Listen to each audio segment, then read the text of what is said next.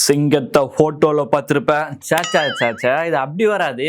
ஒரு சிங்கம்னா சிங்கம் சொல்லலாம், ரெண்டு சிங்கம் இருக்கு. அந்த சிங்கங்கள் ஓகே. இப்போ வராம பாருங்க, சிங்கங்களை நியூஸ் பேப்பர்ல பார்த்திருப்பீங்க, நியூஸ் சேனல்ல பார்த்திருப்பீங்க, ஏன் பெங்களூர் ஜெயில கம்பி எண்ணி கூட பார்த்திருப்பீங்க.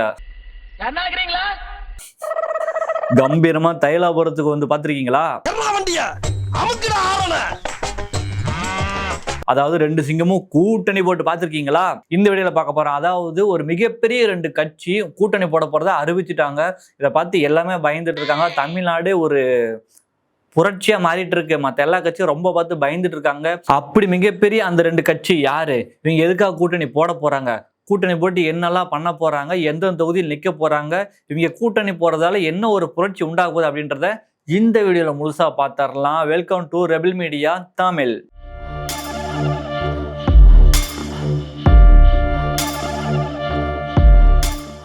இந்தியாவிலேயே மிகப்பெரிய கட்சிங்க இந்த ரெண்டு கட்சி. இந்த கட்சியை பார்த்து ட்ரம்பே பயப்படுறாருன்னா பாத்துங்க. அவர்லாம் பார்த்தபடியே ஆடி போய்கிட்டு இருக்காரு.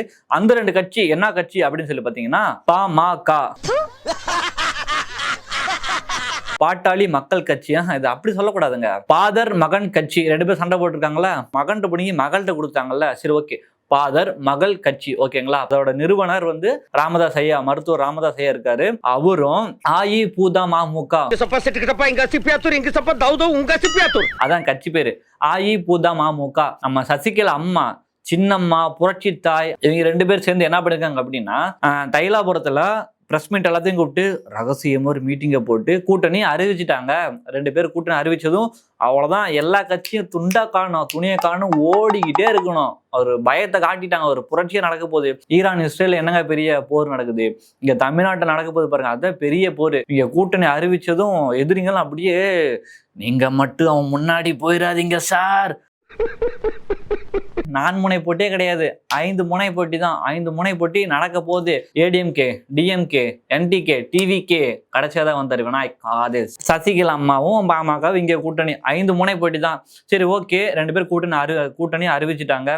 நீங்க என்னென்னலாம் பண்ண போறீங்க, நோக்கம் என்ன அப்படின்னு சொல்லி மருத்துவர் ஐயா அவர்கிட்ட கேட்டதுக்கு அவரு சொல்லியிருக்காரு, அதாவது மக்கள் நலன் தான் நம்மளோட கட்சி நோக்கம் அப்படின்னு அவர் சொல்லிட்டார். ஆனா இன்னொரு தரப்பு என்ன சொல்லப்படுதுன்னா, அதாவது அவங்கள தான் சொல்றாங்க, அதாவது துரோகத்தை வீழ்த்துவோம், துரோகத்தை வீழ்த்துவோம் அப்படின்னு சொல்லியிருக்காங்க. அதாவது பாமக மருத்துவர் ராமதாஸ் அவர்களுக்கு அன்புமணி மட்டும் தான் இருக்காரு எதிரி. அவரோட துரோகத்தை வீழ்த்தணும், ஒருத்தரோட துரோகத்தை வீழ்த்தணும். ஆனா இந்த பக்கம் நம்ம சசிகலா சின்னம்மாவை பார்த்தா யாரோட துரோகத்தை வீழ்த்த முடியும்? ஒரு சைடு எடப்பாடி பழனிசாமி, அவரோட துரோகத்தை வீழ்த்துவேன் அப்படின்னு சொல்லிருக்காங்க. இன்னொரு பக்கம் பார்த்தீங்கன்னா டிடிவி, இன்னொரு பக்கம் பார்த்தீங்கன்னா ஓபிஎஸ். ஒரு இடம்னா ஒரு இடத்துல அடி வாங்கினா தெரியும், ஓராறு இடத்துல வாங்கி வச்சிருக்கோம்.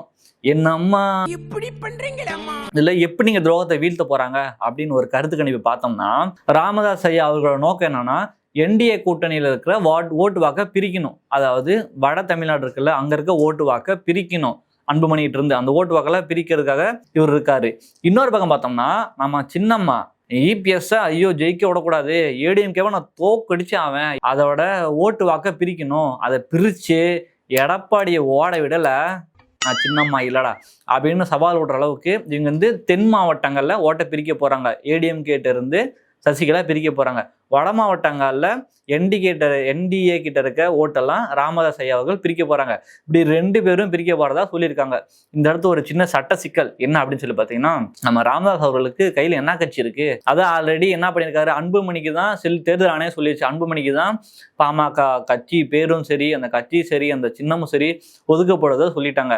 இந்த இடத்துல ராமதாஸ் போட்டு அதெல்லாம் முடியாதுன்னு சொல்லி வழக்கு தொடுத்திருக்கீங்க, அதாவது வழக்கு கொடுத்துருக்கீங்க. அந்த வழக்கு பார்த்தீங்கன்னா இன்னும் போய்கிட்டு இருக்கு, இன்னும் உங்க கைக்கு வரல. ஸோ வந்தாதான் தெரியும். அப்படி வரலன்னா என்ன சின்ன எடுப்பீங்க? நம்ம சின்னம்மா தென்னந்தோப்பு எடுத்திருக்காங்க, நீங்க என்ன தேங்காய் சின்ன எடுத்துக்கிறீங்களா?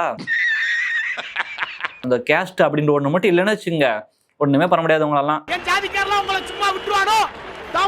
போன டைம் லாஸ்ட் டைம் சட்டமன்ற தேர்தலில் இதே மாதிரி தான் சொல்லியிருக்காங்க. அதாவது இபிஎஸ்க்கு எதிரா என்னால வேட்பாளர்கள் நிப்பாட்ட முடியும் அப்படின்னு நிப்பாட்டி காட்டதான் சொல்லி கேட்டுருக்காங்க. அதுக்கு டெல்லியில இருந்து பயந்து போய் ஐயோ சாமி சசிகலாமா அப்பெல்லாம் பண்ணிடாதீங்க அப்படின்னு சொல்லி கேட்டிருக்காங்க. உடனே ஒரு அறிக்கை மட்டும் விட்டாங்க சசிகலா, அதாவது லாஸ்ட் சட்டமன்ற தேர்தலில், சரி ஓகே எனக்கு அதிமுக ஜெயிக்கணும் அவ்வளவுதான், அதனால நான் வந்து ஒதுங்கி இருக்கேன், அவங்களை நான் டிஸ்டர்ப் பண்ண மாட்டேன் அப்படின்னு சொல்லிட்டாங்க. ஆனா இப்போ ஒரு ஒரு பிறவியை எடுத்திருக்காங்கன்னு சொல்லலாம். ஒரு புது பிறவி எடுத்திருக்காங்க அதிமுக தோக்கடிக்கிறதுக்கு. அதுவும் ஆவடி தொகுதியில் நிக்கிறதா பேசிட்டு இருந்தாங்க. அது என்னன்னு பொறுத்து இருந்தா பார்க்கணும். சரி, ஓகே, இவங்க 2 பேரும் கூட்டணி போட்டிருக்காங்க. அதாவது பாமகவும் அஇஅதிமுக, அனைத்து இந்திய புரட்சி தலைவர் மக்கள் முன்னேற்ற கழகம். எனக்கு தெரிஞ்சு தமிழ்நாடு ஃபுல்லா எல்லா கட்சியும் ரொம்ப பயந்துட்டு இருப்பாங்க. அவங்க 2 பேரும் கூட்டணி போடுறதுக்கு எல்லாரும் ரொம்ப பயந்துட்டு இருக்காங்க. ரொம்ப பயமா இருக்காங்க சொல்றா. இந்த டைம்ல சசிகலா அம்மாவும் மருத்துவர் ஐயா ராமதாஸ் இவங்க 2 பேரும் கூட்டணி போடுறதை பத்தி உங்களோட கருத்துக்களை கமெண்ட்ல சொல்லிருங்க. என்ன சொல்றது?